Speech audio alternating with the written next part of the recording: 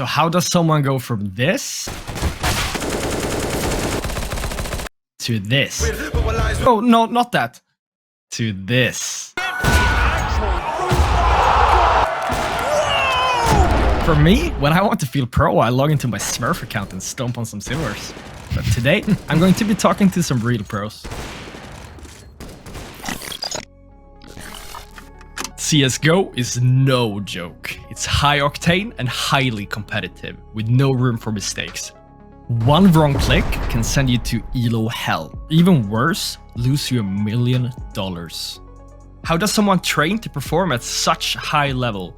And once they're there, how do they maintain that level of performance? Is it by keeping your nose to the ground and grinding your way up the rank ladder? Or is it by pulling all-nighters and playing till your eyes bleed?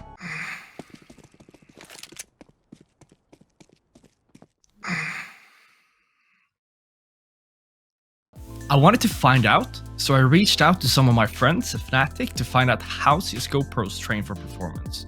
This is a Fnatic CSGO bootcamp, where the team get together for the purposes of competing in a tournament. They can take place for as little as few days, or as long as a few weeks. I'm absolutely desperate to get out of silver, so I pulled these guys aside to steal some tips. How important are bootcamps in relation to wellness? Boot camps are actually extremely important to us when it comes to wellness, not just physical wellness, but also mental wellness. We've always seen an increase in well-being as far as physical and mental while we're together. But then unfortunately, it's been sort of like a drop in that effect when we go home. So it's been a balancing act on how we can actually put that together. So turns out one-on-one training with a regular team and even training with friends in real life might be the way to go. Interesting. Well, I guess teamwork makes the dream work. Oh my god, he's doing it. Stay there. Could you explain how the team train their minds and bodies to perform? So when it comes to mental training, we basically work in two ways. We work with the players individually and we work with the team as a whole. So when it comes to the individual development in mental training, basically have individual sessions where we go through and figure out together with the player what their areas of improvements are. What are the key areas that they really need to work on? To create mental change and to change mental habits takes a really long time, and it also takes commitment from the player himself. And then when it comes to the team aspect, that's something where I closely work together with Andreas all the time, because this is very intertwined with how they're doing with the game itself. So having your own goals that you're striving for personally and as a team is important if you want to taste the glory of global. Guess that makes sense. Maybe the days of being toxic are kinda over. Guys, describe the HBU and the role it plays at Fnatic. What's the plan for the future of HBU? The HBU stands for our High Performance Unit, which is the performance department that we're trying to build within Fnatic. So right now we've entered our 5-year plan within Fnatic, which means everything that we're doing should go towards performance enhancement.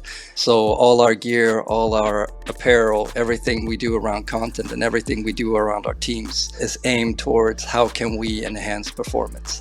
So basically the end product is going to be all of our teams having a performance structure around itself on site where they can actually have access to everything that they need when it comes to getting healthy nutrition, having mental training, having physical training, actually taking care of their sleep, and having the experts on site as well to help them out on that. I guess times have changed from when I'd be at LAN sleeping under my desk for 4 days at a chance to win a mouse bungee. Seems like I'm going to have to channel my inner Shad. This is the future of esport, not like Counter-Strike, but for all esport, because everything that Jens just said is heavily linked with performance, not just in football or a physical sport, but also in esport, because it's a lot about the mental strength, and you need to be focused for several hours. When we won a final in Poland, it was 8 hours in the final, and it really helps you. When you feel good in your personal life, you will play better, and first steps are very, very important for Fnatic, but also for esport, and I'm really looking forward to see what we can do with the HBU. Guys, the Freeletics campaign, how exciting is this for Fnatic from a performance point of view? For us to be able to partner with an app like that that actually focuses on physical training means that we've actually come quite a bit and taken big steps when it comes to what we're trying to achieve within Fnatic. An esports athlete, but also casual gamers, they're very sedentary.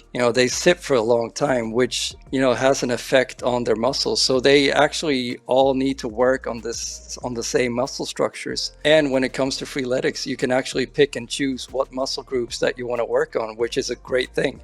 And you can also go in and create individual, training programs, which is aimed towards what you need. I'm learning so much here. I always thought you need a factory new Dragon Lord to be a pro.